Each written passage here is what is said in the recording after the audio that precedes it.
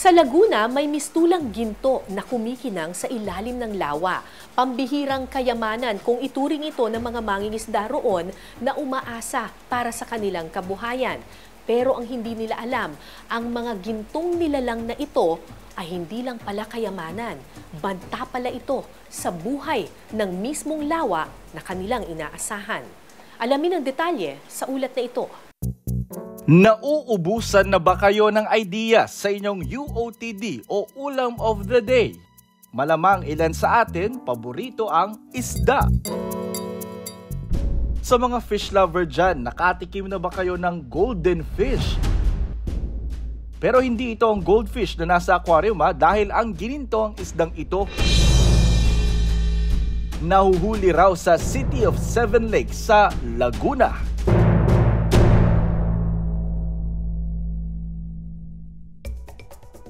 Sa malawak na lawa na ito dito sa Laguna, meron di umanong makikita na kumikinang na mistulang mga ginto sa tubig. Ayon sa mga residente rito, ang gintong hinahanap namin ay kalat daw sa lawang ito. Isa ang mga ito sa kinabubuhay ng mga nakatira rito. At hindi ito gininto ang alahas o medalya, kundi isda. At para tulungan tayong mahanap yan, makakasama natin ngayong umaga ang isang sa mga mangingisda rito na si Kuya Jeffrey. Kuya Jeffrey, magandang umaga. Nasaan ba rito yung ginto? Nasa tubig po. Okay. Hanapin na natin. Para mahanap ito, kailangan ko munang sumakay ng bangka. Plastic sa'yo. Marami talagang ano dito, yung mga goldfish na malalaki. Marami po. Ito, hindi na ba ito? Opo, ano pa? Yun na yun. Ito to. Parang goldfish nga talaga. Sa dami ng isda sa lawang ito, nangingibabaw ang makintab nilang kaliskis na kulay ginto.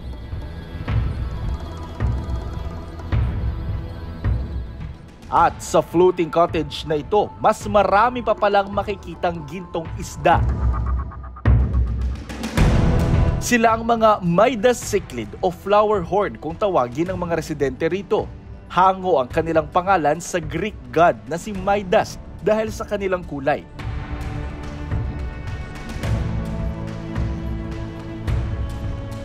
Bukod sa marami ito sa lawa, meron ding makikita sa mga baklad na nakapalibot dito. Itong mga Midas cichlid, pinaparami nyo yun talaga dito? Bakit siya nandito kasama ng mga tilapia, ng mga bangus, ng mga koi fish? Bali sir, sila po yan, nahuhuli ko sa labas. Ginagawa ko lang pong palatandaan. Palatandaan para? In case po na, halimbawa, may nawala na isa, dalawa, hindi ko napapansin, magche-check up po ako ng aking fish cage. So sinasadya nyong ihalo talaga dito sa mga alaga ninyong mga tilapia? Opo, para? Ano, maganda rin tingnan. May hawig din ito sa flower horn, isang uri ng isdang kadalasang inaalagaan sa aquarium. Kasama ko ang isa sa biologist na nakapansin sa mga Midas cichlid sa lawang ito. Pero Sir Greg, yung kakaiba sa kanya, no, parang yung ulo niya, parang may bola sa noo. Para sa mga aquarium fish hobbyists, gustong-gusto nila yung mga isdang katulad yan dahil yung nuchal hump or yung ball niya sa ulo ay para maging prominent talaga yung isda. So mas malaki yung bilog sa ulo, mas gusto yan ng mga aquarium hobbyists. Tsaka ang tingkad ng kulay niya, tignan mo, yung pagka-orange din niya. Parang nga siyang goldfish sa unang tingin eh. Opo. Taong 2013, nagsimulang makita ang isdang ito sa lawa ng San Pablo, Laguna. Nung bumagyong Glenda, doon namin napansin yan. Yung flower horn na yan. Sabi noon may nag-alaga daw dito na nung bagyong Glenda ay nakawala. Pero ang gintong ito, hindi gaanong pinapansin ng mga tao. Sa katunayan, ang isang pirasong Midas cichlid nagkakahalaga lamang ng 5 hanggang 10 piso. May nabili naman, kaya lang hindi siya kagaya ng tilapia na nabibili sa palengke. Dahil? Siguro hindi pa kilala ng mga tao, hindi kilala yung isda. Sino bumibili? At saan nila dinadala? Anong ginagawa nila? Kinakain din. Magkano ang bentahan nyo ng flower horn? May nabili dito, 60, 50, ganun. Kada? Kilo. Lahat ng size. Maliit man o malaki. Mabenta? Hindi. Hindi. Nakamamangha ang matingkad na kulay ng gintong isda. Pero smells fishy pala ang kanyang presensya. Ang mga Midas cichlid na ito may tuturing kasing invasive species. Ibig sabihin, banta ito sa populasyon ng mga native na isdang naunang nabuhay dito sa lawa. Oh, so ito pala yung sinasabi nilang ginto. Isda pala siya dito sa may lawa. Kasi nga naman, pag tinignan mo, from ilalim, kitang-kita mo, ang tingkad-tingkad ng kulay niya. Mukha nga naman siya ginto yung kulay. Ang problema nga lang, itong sinasabi nilang ginto na to, Sir Greg, invasive species. Invasive, hindi yan nakakabuti.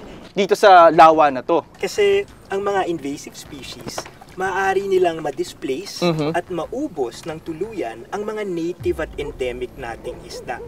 So kung hindi natin sila maagapan ngayon, there may come a time when ang ating mga lawa at ilog Mapupuno ng ganito.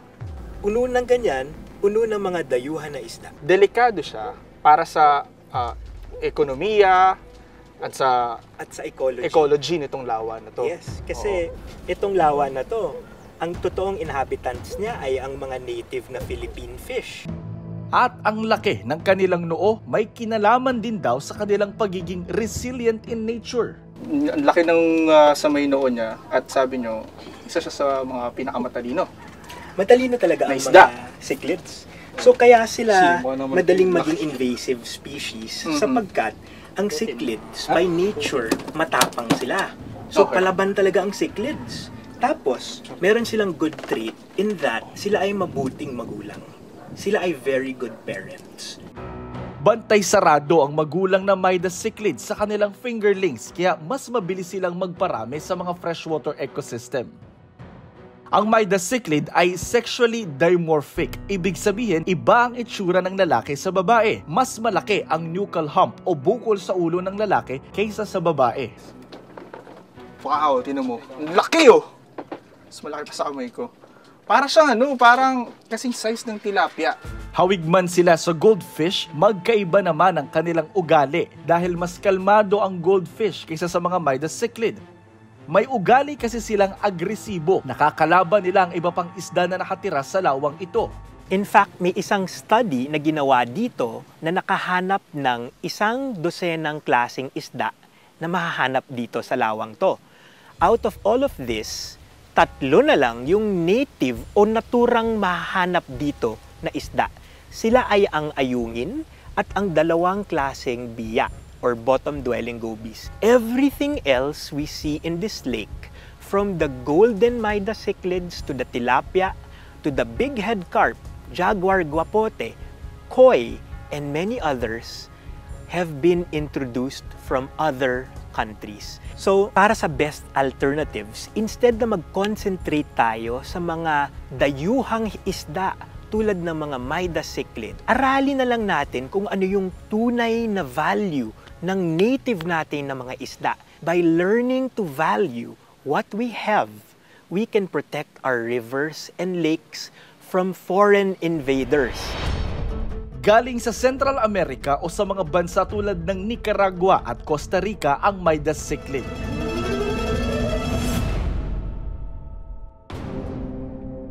Kakaunti na lang daw ang nahuhuling mga native na isda rito.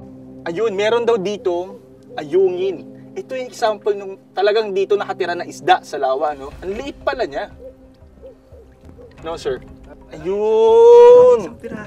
Isang pirasong ayungin dito. Ito yung tinatawag na ayungin. Ito yung isda na talagang dito nakatira. Ganito talaga siya kaliit, Sir Greg. Lumalaki pa ng konti ang ayungin. Oo. Pero kung makikita natin, Jonathan, itong batyang to, isang pirasong maliit lang ang native na isda. At hindi yun maganda. Hindi yun maganda kasi bago natin fully ma-appreciate kung ano yung use ng ating native and endemic species, marami sa kanila ay kusang nawawala. As in, nagiging extinct na sila before natin silang makatalog at maintindihan ng mabuti.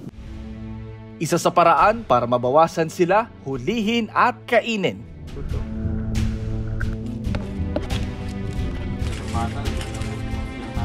Edible o nakakain naman ang isdang ito. Ano nga kaya ang lasa? So ito na yung Midas cichlids, yung tinatawag na ng flower horn dito.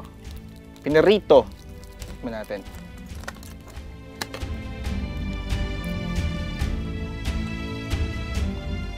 Parang tilapia talaga. Tsaka ang laman niya, oh. Malaman siya. Parang mas malaman nga siya sa tilapia. Tapos, hindi ko alam kung sa pagkakaprito lang yan, pero juicy yung laman niya. Sarap. Galing sa Central America o sa mga bansa tulad ng Nicaragua at Costa Rica ang Midas cichlid.